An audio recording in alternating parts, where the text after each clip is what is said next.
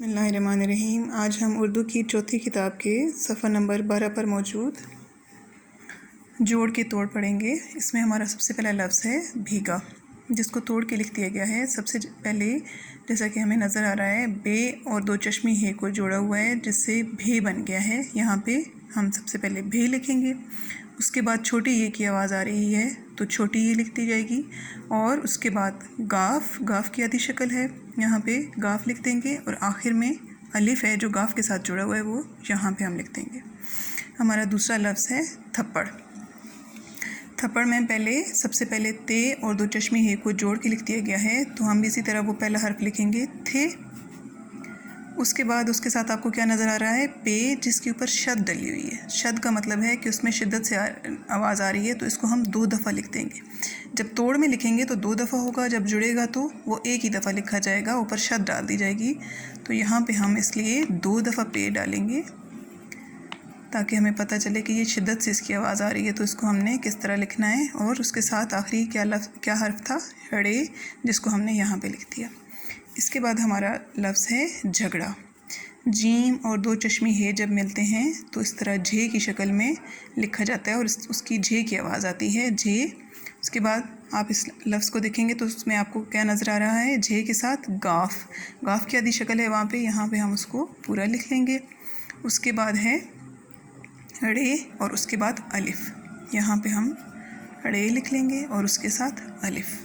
इसके बाद दाल और हे, धे, हम दाल और हे को इकट्ठा लिखेंगे, धे, उसके साथ बड़ी ये आएगी धे, और अलिफ़,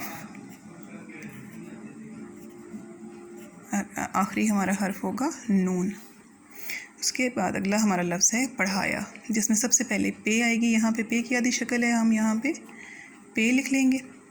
उसके बाद ड़े और हे को जोड़ के लिखेंगे, ड़े की आवाज़ आ रही है तो इसको यहाँ पे इकट्ठा एक हर्फ की शक्ल में लिखा जाएगा। हे के साथ हमें क्या नज़र आ रहा है, अलिफ़, अलिफ़ लिख देंगे। उसके बाद ये और अलिफ़, पढ़ाया। हमारा अगला लफ्ज़ है घोंसला। गाफ़ और हे को जोड़ के लिखें तो घे बनता है, तो यहाँ पे हम सबसे पहले घे लिख लेंगे, उसके साथ वाव।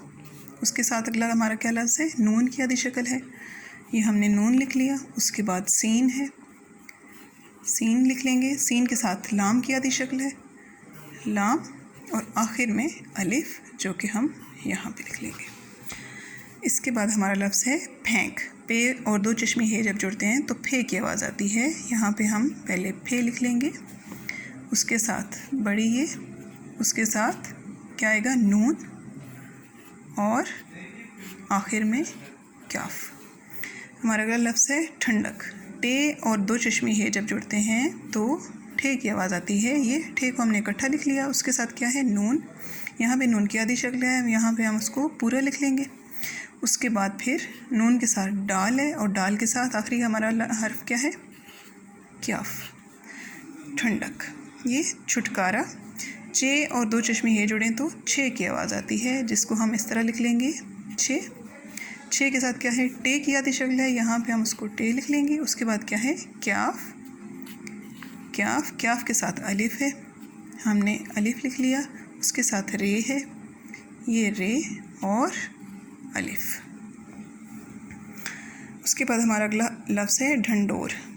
डाल और दो चश्मी हे जोड़ के लिखे जाएंगे तो ढे बन जाएगा, ढे, नून, उसके साथ फिर डाल है, डाल, उसके साथ वाव है, वाव, और आखिर में रे, क्या बन गया, ढंढोर। इसके बाद हमारा अगला लफ्ज़ है खजूर। क्याफ और दो चश्मी हे जुड़ेंगे तो खे की शक्ल में लिखा जाएगा और बोला जाएगा। ये खे हमने सबसे पहले लिख लिया, उसके साथ हम लिखेंगे जीम, उसके बाद वाव, और आखिर में हमें रे नज़र आ रहा है तो हम रे लिख लेंगे। आखिरी हमारा लफ्ज़ है अंधेरा। इसमें सबसे पहले हमने अलिफ़ लिख लेना है, उसके बाद नून की आधी शक्ल है तो नून, उसके बाद दाल और हे को जोड़ के लिखेंगे धे की शक्ल में, और उसके बाद ये है, ये लिख लिया, और रे, आखिर में अलिफ़। आपने अपनी किताब में इसी तरह इन लफ्ज़ों को तोड़ के लिखना है।